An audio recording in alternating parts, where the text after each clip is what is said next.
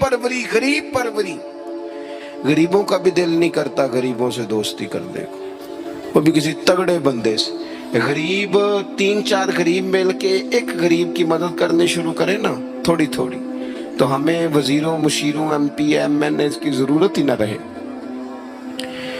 امام حسین گزر رہے تھے، امام زین العابدین فرماتے کچھ لوگ زمین پہ بیٹھ کے روٹی کھا رہے تھے، تو انہوں نے امام صاحب سے کہا حضور آ جائیں. تو امام صاحب گھوڑے سے اترے، زمین پہ بیٹھ گئے، اور جب ان کے ساتھ روٹی کھائی تھوڑی سی، امام علی مقام اٹھنے لگے تو کہنے لگے حضور اور کھائیں. فرمانے لگے قسم بخدا ابھی کھا کے آیا تھا، اور کبھی روٹی کھا کے میں نے فوری طور پہ دوبارہ نہیں کھایا. بیٹھ اس لیے گیا ہوں کہ تمہارا دل نہ ٹوٹ جائے. دل بدستاور کے حج اکبر است. عزیز دوستو، غریب پروری، بہادری، اور سب سے بڑی بات یہ کہ قناعت پسندی، تھوڑے پہ گزارا. یہ جو ہم روز دکھ سناتے ہیں نا اپنے بیٹوں کے، بیٹیوں کے، پریشانیاں، آزمائیاں ہم نے طاری کر لی. میں اکثر کہتا ہوں کسی کی بیٹی اتنا کام نہیں کرتی جو اس کے ہاتھوں پہ چھالے پڑ جائیں، لیکن حضور کی بیٹی کرتی ہے. محبوب کی شہزادی یہ کام کرتی ہے کہ ہاتھوں پہ چھالے پڑ جائیں. نبی پاک صلی اللہ تعالی علیہ وسلم کی شہزادی یہ کام کرتی تھی، ڈیوٹی کرتی تھی ذمہ داری سے. اور کنز العمال میں وہ چمکتے دمکتے لفظ حدیث کے موجود ہیں کہ اونٹ کے بالوں کی بنی ہوئی چادر اوڑھ کے سیدہ فاطمہ چکی پیس رہی. محبوب نے دیکھا، آنکھوں میں آنسو بھی آئے. پتہ فرمایا کیا؟ فرمایا فاطمہ بیٹا دنیا میں تھوڑی سی تکلیف برداشت کر، آخرت کی ساری عزتیں اللہ تجھے ہی عطا فرمائے گا. اپنے گھروں کے اندر یہ خوبصورت ماحول لائیں. اور پھر سب سے بڑی بات یہ تھی کہ ان کا جو رشتہ تھا نا مصلی کے ساتھ. سبحان اللہ. یہ اذان کس کی ہے؟ اذان ایک کا ہی جواب دینا ضروری ہوتا ہے جی. زیادہ اذانیں ہو رہی ہیں نا تو ایک کا ہی جواب دیا جاتا ہے. آپ توجہ کریں میری بات پر. عزیز دوستو، نبی پاک صلی اللہ علیہ وسلم بڑی تگڑی ہے. او جناب وہ آج کل جو ہمارے نقیبے محفل ہوتے ہیں نا وہ تو کوئی صلی اللہ تعالی وسلم. ہمارے جو محفل کے اسٹیج سیکٹری ہوتے ہیں وہ تو کوئی 3-4 منٹ لگاتے ہیں جنت میں بھیجنے میں، پر نعت خواں تو 1.5 منٹ ہی لگاتا ہے. اندر تسی جلسہ کراؤ تو جنت تہاڈی.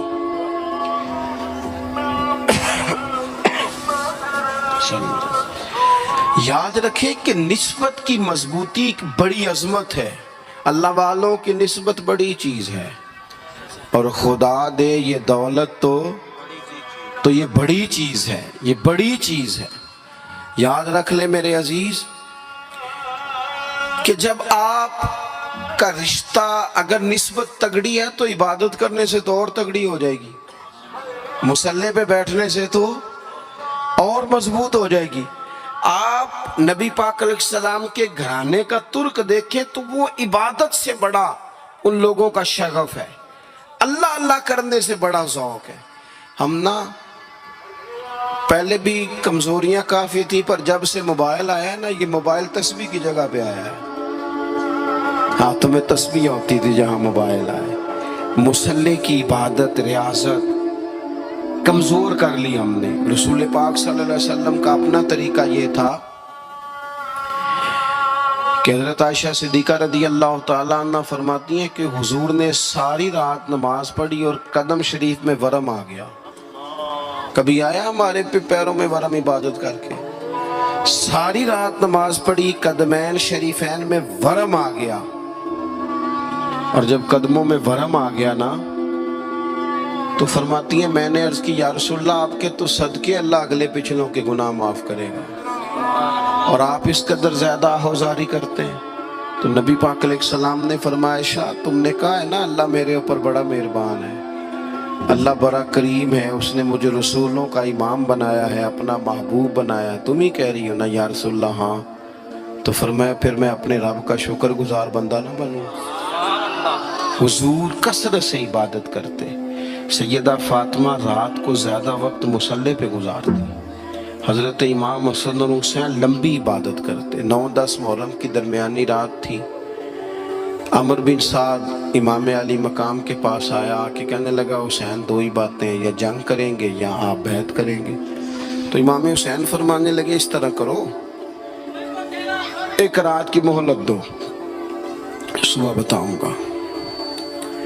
امام صاحب نے اسے کہا، وہ چلا گیا. حضرت عباس بن علی، یہ حضرت علی کے صاحبزادے ہیں. میدان کربلا میں حضرت مولا علی کے 4 اور بیٹے بھی شہید ہوئے. ایک حضرت عباس، ایک حضرت ابو بکر بن علی، ایک حضرت عمر بن علی، ایک حضرت عثمان بن علی. یہ نام دیکھو کیسے شاندار ہے. اور یہ نام حضرت علی نے نام رکھے اپنے یاروں کے نام پہ، ہم نام رکھے. خلفائے ثلاثہ سے عقیدت بتاتی ہے ان کی کتنی. تو حضرت عباس رضی اللہ تعالیٰ عنہ نے آ کے سیدنا امام حسین کی خدمت میں عرض کی، حضور آپ نے جو فیصلہ کرنا ہے نا سویرے، مجھے ابھی پتہ ہے، آپ نے بیعت تو کرنی نہیں، ہونی تو جنگ ہے. تو یا رسول اللہ صلی اللہ علیہ وسلم، اے امام علی مقام رضی اللہ تعالیٰ عنہ، آپ نے رات کی مہلت کیوں لی؟ یہ عجیب لوگ ہیں، پتہ نہیں کیا سوچیں گے. مہلت لینے کی کیا ضرورت تھی؟ کہ میری بات یاد رکھنا جو عرض کر رہا ہوں. امام حسین فرمانے لگے، عباس تیرا کیا خیال ہے؟ سوچنے کے لیے ٹائم لیا ہے تو حضور پھر کس لیے لیا ہے؟ تو کیا جملے ہیں امام حسین کے. فرمانے لگے، عباس تجھے پتا ہے نا مجھے سجدوں سے بڑا پیار ہے، سجدوں سے پیار ہے، دعاؤں سے پیار ہے، عبادت سے پیار ہے. میرا دل کرتا ہے ایک رات رہ گئی ہے، میں رج رج کے سجدے کروں، اپنے مالک کے حضور اپنی پیشانی رکھوں، خوب دعائیں مانگوں. تو ان کا تو عبادت سے اتنا شغف تھا. آخری بات سنیں. یزید تو ظاہری طور پر کلمہ بھی پڑھتا تھا، سارے کام کرتا تھا. امام حسین کیوں نکلے اس کے خلاف؟ اس لیے کہ فاسق و فاجر تھا، شرابی بدکار تھا. صحیح بتانا، صحیح. اس بندے کی جیب میں خود ڈھیر سارے گندے گانے ہوں، وہ امام حسین کے نام کی ایک دیگ پکا لے تو امام حسین خوش ہو جائیں گے؟ جو وہاں لڑکیوں کے اسکول کالج کے سامنے روز کھڑا ہو، وہ کہے کہ میں نے 6 نعرے پورے لگائے امام حسین کے نام کے، تو امام حسین خوش ہو جائیں گے؟ امام حسین کی کاز کیا ہے؟ وہ کہتے ہیں کہ ایسے لوگ جو فاسق و فاجر ہوں، اعلانیہ گناہ کرنے والے، وہ کبھی بھی عنان حکومت پہ آنے نہیں چاہیے. اور اگر ہم سپورٹر ووٹر ان لوگوں کے ہوں، ہم انہی لوگوں کے سپورٹر ووٹر ہوں جو ظالم ہیں، فاسق و فاجر ہیں، اور ہم بات کریں امام حسین کی، ہم سے نہ رقم ہوں گے قصید یزید کے. ہم لوگ تو حسین کے سیرت نگار ہیں. دورنگی چھوڑ کے یک رنگ ہو جا، سراسر موم ہو جا یا سنگ ہو جا. آپ کبھی کسی ظالم کے سپورٹر نہ بنے، کبھی بھی.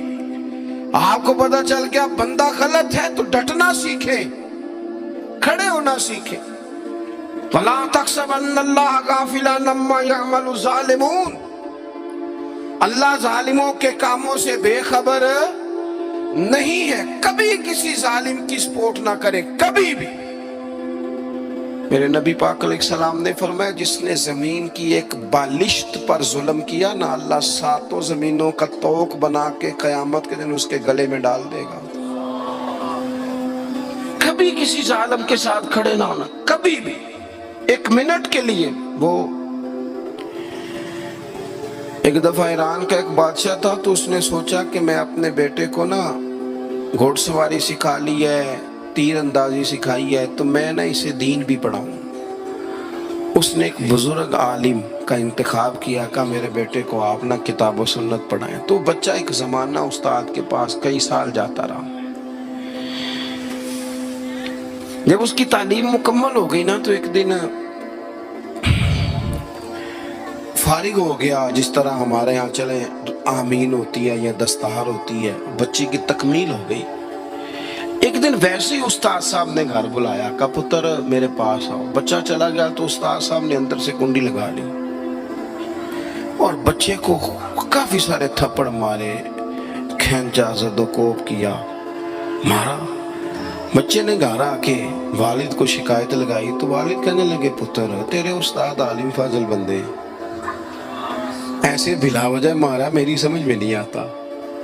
ماں کو کہا تو اماں کہنے لگی پتر تیرا باپ کہتا تو ٹھیک ہے، چلو حالات بدل گئے، زمانہ بیت گیا، وہ بادشاہ فوت ہو گیا، یہ بیٹا تخت پہ بیٹھا۔ اب وہ درد نہیں جاتا تھا اندر سے کہ استاد نے زیادتی کی میرے ساتھ۔ اس نے پہلا حکم یہ جاری کیا کہ میرے استاد کو بلاؤ۔ استاد بڑے بوڑھے ہو گئے تھے، ضعیف تھے، چھڑی پہ جھکے ہوئے، دو بندے لے کے آئے، استاد جی کو کھڑا کیا، استقبال کیا، کرسی بھی دی۔ کہنے لگا استاد جی ناراض نہ ہونا، میں بے اختیار تھا، آپ سے پوچھ نہیں سکا، آج میں نے پوچھنے کے لیے بلایا ہے، میرا قصور کیا تھا؟ استاد صاحب نے یوں آنکھیں کھولی، کہنے لگے پتر یہ جو آج دن آیا نا اسی دن کے لیے مارا تھا، یہ جو آج دن آیا نا اسی دن کے لیے تیری پٹائی کی تھی۔ کہا استاد جی کیوں؟ کہنے لگے پتر کتنے کو سال ہو گئے مار کھائی کو؟ کہا کو 13-14 سال ہو گئے، بھولی تو نہیں نہ زیادتی؟ کہا جی بھولی نہیں۔ فرمانے لگے اس لیے تجھے مارا تھا کہ ایک نہ ایک دن تو نے باپ کی جگہ پہ بیٹھنا ہے، پتر خیال رکھنا، اگر میں نے تیرے ساتھ کوئی زیادتی کی تھی تجھے 14 سال نہیں بھولی تو تو بھی کسی کے ساتھ نہ کر بیٹھنا، اسے قیامت تک نہیں بھولے گی، اور ایک عدالت صبح قیامت بھی لگے گی، پھر وہاں جواب دینا ہے، ثم لتسألن یومئذ عن النعیم۔ جو تمہیں اقتدار کی نعمت ملی ہے اس کا خیال رکھنا، اللہ تعالیٰ حساب لے گا۔ میرے دوستو کبھی بھی ظالم، وہ امام مالک مسئلہ بیان کر رہے تھے، فرمایا ظالموں کا مددگار بھی